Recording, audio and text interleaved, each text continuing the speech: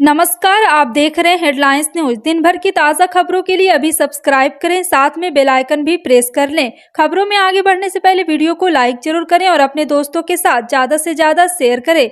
और आप किस राज्य शहर से न्यूज को देख रहे हैं कमेंट में जरूर लिखें। बता दें, दिल्ली सरकार और उपराज्यपाल के बीच अदावत जग जाहिर है। अब दोनों फिर से आमने सामने आ गए। दिल्ली सरकार और उपराज्यपाल दफ्तर के बीच अब बिजली के मुद्दे पर नई जंग छिड़ गई है। दिल्ली के बिजली मंत्री आतिशी ने किसानों और वकीलों को मुफ्त बिजली की योजना बंद करने संबंधी फाइल को लेकर उपराज्यपाल दफ्तर पर हमला बोला है। दिल्ली के बिजली मंत्री आतिशी ने कहा है कि बिजली विभाग की तरफ से एक फाइल आई है। उन्होंने कहा है कि इस फाइल में यह प्रस्ताव किया गया है कि अरविंद केजरीवाल के नेतृत्व वाली सरकार की ओर से किसान और वकीलों को दी जाने वाली मुफ्त बिजली योजना बंद कर दी जाए। आतिशी ने दावा किया है कि दिल्ली के चुनी हुई सरकार ने ऐसा कोई आदेश नहीं दिया है। राइट टू हेल्थ बिल के बाद राजस्थान वेंटिलेटर पर है, जहां कांग्रेस सरकार और चिकित्सकों के टकराव के चलते मरीजों की जान जा रही। वहीं तीमारदार दर दर भटक रहे हैं। ऐसे में सूबे के पूर्व डिप्टी सीएम और कांग्रेस नेता सचिन पायलट ने अपने जयपुर आवास पर आंदोलनकारी डॉक्टरों के एक धड़े के साथ वार्ता की। इसके बाद उन्होंने अपनी ही सरकार को अड़ियल रुख छोड़ बीच का रास्ता निकालने का सुझाव दिया। सचिन पायलट ने मीडिया से बातचीत करते हुए कहा कि हड़ताल से मरीज परेशान हो रहे, सरकार को हॉस्पिटल और डॉक्टर की बात सुननी चाहिए।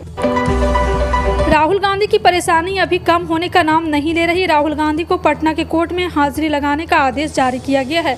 पटना के एमपी एमएलए कोर्ट ने राहुल गांधी को 12 अप्रैल को सूरत जैसे एक मानहानि के एक दूसरे मुकदमे में पेश होने के लिए कहा है। कुछ दिनों पहले ही सूरत के कोर्ट में राहुल गांधी को 2 साल की सजा सुनाई गई थी। अब पटना के एमपी एमएलए कोर्ट में राहुल गांधी को सशरीर उपस्थित होने का आदेश जारी हुआ है।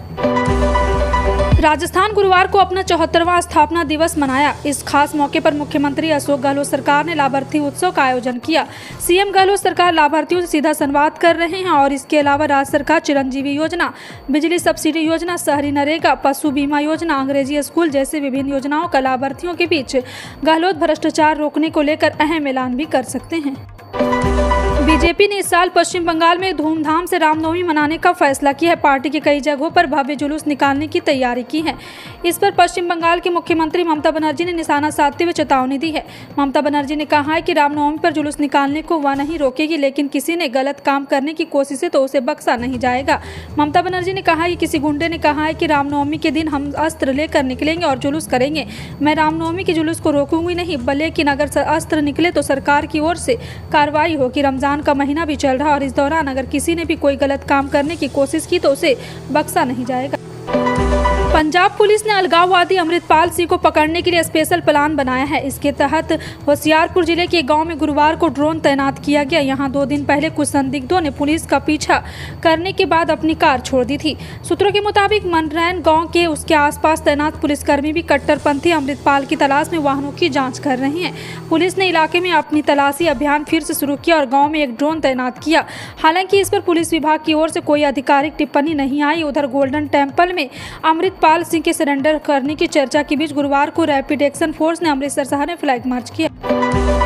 आरबीआई ने पिछले साल मई में रेपो रेट में 2.5% की बढ़ोतरी की। माना जा रहा है कि अगले हफ्ते होने वाले आरबीआई की एमपीसी की बैठक में एक बार फिर रेपो रेट में 0.25% की बढ़ोतरी हो सकती है। रेपो रेट में बढ़ोतरी से बैंकों ने फिक्स डिपॉजिट पर ब्याज दर में बढ़ोतरी की है। कई बैंक सीनियर सिटीजन्स को एफडी पर 8% से अधिक ब्याज दे रहे हैं, लेकिन रेगुलर सिटीजन्स के लिए कम ही बैंक इतना इंटरेस्ट दे रहे हैं। यहाँ हम आपको ऐसे बैंक के बारे में बता रहे हैं जो रेगुलेटर सिटीजन्स को 9% तक ब्याज दे रहा है। रायपुर जिले में जिन बकायेदारों का बिजली बिल 1 माह से ज़्यादा बकाया है, उनका कनेक्शन काटकर बिजली कंपनी के अधिकारी बिल की वसूली कर रहे हैं। अब तक विभाग ने बकायेदारों से करीब 12 करोड़ रुपये वसूला है। दरअसल बिजली मुख्यालय के निर्देश पर रायपुर जिले में जोनावार अभियान चलाकर उपभोक्ताओं से बकाया बिजली बिल वसूला जा रहा है। जोन अधिकारी ने बताया कि बकाया बिल वसूले चलाए जाने अभियान में सर्किल प्रभारी शामिल है। रायपुर जिला 3 सर्किल में बटा हुआ है। सर्किल 1 में बिजली कंपनी के अधिकारियों ने अभियान चलाकर 11 करोड़ 38,66,000 से ज़्यादा राशि पिछले 5 महीने के भीतर वसूला है। केंद्र सरकार ने ऐसे मरीजों के लिए बड़ी राहत दी है जो दुर्लभ बीमारी से ग्रस्त हैं और उनके इलाज के लिए विदेश से महंगी दवाएं मंगाई जा रही हैं। आदेश के मुताबिक ऐसे मरीजों के व्यक्तिगत इस्तेमाल के लिए विदेश लाई जाने वाली दवाओं पर कोई कस्टम नहीं लगेगा।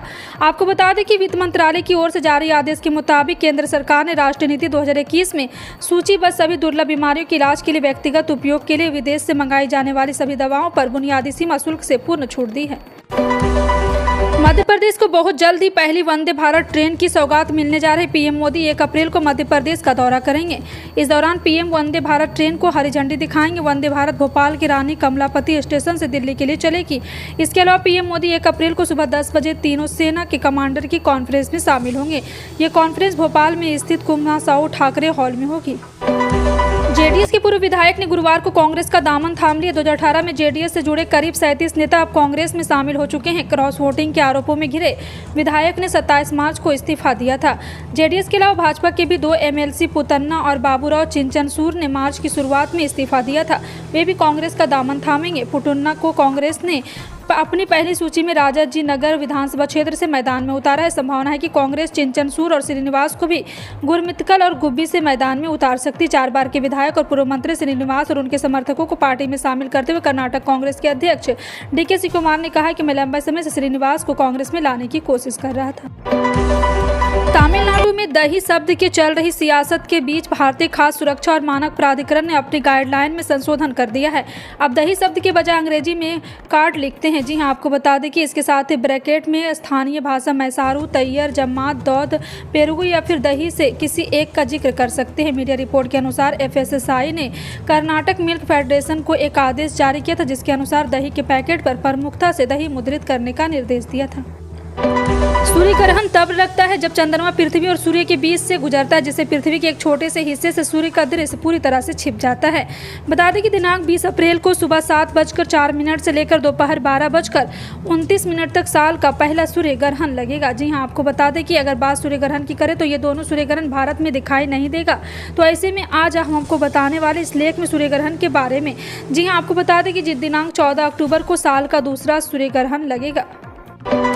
सुप्रीम कोर्ट द्वारा महाराष्ट्र सरकार को नफरत फैलाने वाले भाषणों पर लगाम लगाने में विफल रहने पर नपुंसक बताने वाली टिप्पणी के एक दिन बाद राज्य कांग्रेस ने गुरुवार को मुख्यमंत्री एकनाथ शिंदे के इस्तीफे की मांग की। राज्य कांग्रेस अध्यक्ष नाना पटोले ने कहा कि शिंदे सरकार ने पिछले 9 महीनों में महाराष्ट्र की छवि को बड़ा झटका दिया है। कुछ संगठनों के भड़काऊ भाषणों के कारण सांप्रदायिक दंगे बढ़ रहे हैं, लेकिन उनके खिलाफ कोई कार्रवाई नहीं हो रही। उन्होंने कहा कि अब शीर्ष अदालत ने भी राज्य सरकार को नपुंसक और शक्तिहीन कहकर अपना गुस्सा व्यक्त किया है। 1 अप्रैल से नए वित्तीय वर्ष की शुरुआत होने जा रही है। इसके साथ ही वित्त मंत्री निर्मला सीतारमण की ओर से बजट 2023-24 में की गई घोषणाएं प्रभावी हो जाएगी। इसके मद्देनजर बाजार में कई वस्तुओं के दाम भी बढ़ेंगे तो कुछ ही कीमत घटेगी भी। जी हां, आपको बता दें कि जानकारी के लिए 1 अप्रैल से दवा, एक्सरे मशीन, किडनी की इलेक्ट्रॉनिक चिमनी, आयतिन, साइकिल, खिलौने, कार, इलेक्ट्रिक सिगरेट आदि के दाम बढ़ जाएंगे। चिमनियों पर सीमा शुल्क के 7.5% से बढ़ाकर 15% कर दिया गया है। 1 अप्रैल से पेन किलर से लेकर एंटीबायोटिक समेत कई जरूरी दवाओं की कीमत बढ़ने वाली है। रेलवे अपने सिस्टम को लगातार अपग्रेड कर रहा है। स्टेशन को हाईटेक बनाया जा रहा है। ट्रेनों को समय से चलाया जा सके इसके लिए नए ट्रैक भी बनाए जा रहे हैं। इसके अलावा रेलवे ट्रैक के आसपास लोग सुगमता से रेलवे लाइन पार कर सके इसके लिए कम ऊंचाई वाले पुलों का भी निर्माण कराया जा रहा है। इसी कड़ी में छपरा ग्रामीण गोल्डनगंज के मध्य LHS का निर्माण किया जा रहा है, जिसके चलते 1 अप्रैल 2023 को इस रूट से गुजरने वाली कई ट्रेनों का परिचालन प्रभावित रहे।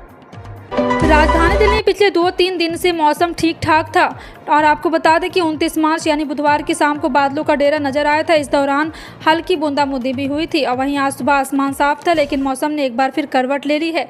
शाम होते होते दिल्ली और आसपास के इलाकों में झमाझम बारिश देखने को मिल रही है और बारिश के साथ तेज हवाएं भी चल रही है।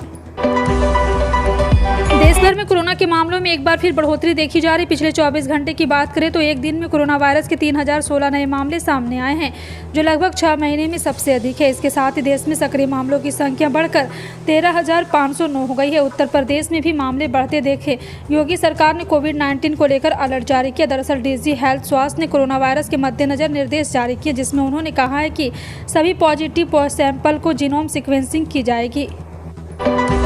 प्रधानमंत्री फसल बीमा योजना के तहत सरकार किसानों को अपनी फसलों का रजिस्ट्रेशन कराने की सलाह देती है, लेकिन कई बार लापरवाही या किसी वजह से कुछ किसान इस योजना के लिए आवेदन नहीं कर पाते हैं। ऐसे किसानों की चिंता उस वक्त बढ़ जाती है जब भारी बारिश, ओलावृष्टि की मार उनकी फसलों पर पड़ती है। फसल बर्बाद हो जाने पर वह मुआवजे के हकदार नहीं रहते। इससे उनके सामने जीवन यापन का संकट खड़ा हो जाता है। हालांकि अब इन किसानों को भी हरियाणा सरकार ने राहत देने का फैसला किया है। हरियाणा सरकार अब उन किसानों को भी अपने फंड से मुआवजा देगी जो फसल बीमा योजना में कवर नहीं। गिरदावरी का काम 15 दिन में पूरा कर लिया जाएगा। पारदर्शी तरीके से सभी किसानों को मुआवजा दिया जाएगा।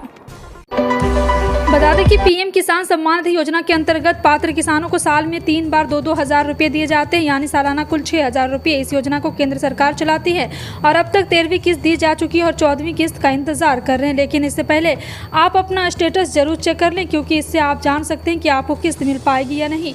जी हाँ, आपको बता दें कि 13 किस्त के बाद अब 14वीं किस्त जारी होनी है और आप चाहें तो इससे पहले अपना स्टेटस चेक जरूर कर ले। राजधानी लखनऊ में सोने की कीमतों में उतार चढ़ाव जारी है। गुरुवार को सोने की खरीद और बिक्री से पहले नई कीमतों में जान लें, ताकि आपको पता चल सके कि कितना फायदा या नुकसान हो रहा। रामनवमी के मौके पर लखनऊ में सोने की दर 24 पर कैरेट और 59,820 रुपये प्रति 10 ग्राम है। 24 कैरेट के अन्य दामों में 1 ग्राम की कीमत 5982 रुपये, 8 ग्राम की कीमत 47,856 रुपये और 10 ग्राम की कीमत 59,820 रुपये है। इन सभी खबरों पर क्या कहना है कमेंट सेक्शन में टाइप करके जरूर बताएं। इसी तरह की पल पल की अपडेट जानने के लिए जुड़े रहें आप अपने हेडलाइंस न्यूज के साथ। मिलते हैं अगली बड़ी खबर में, तब तक के लिए जय हिंद।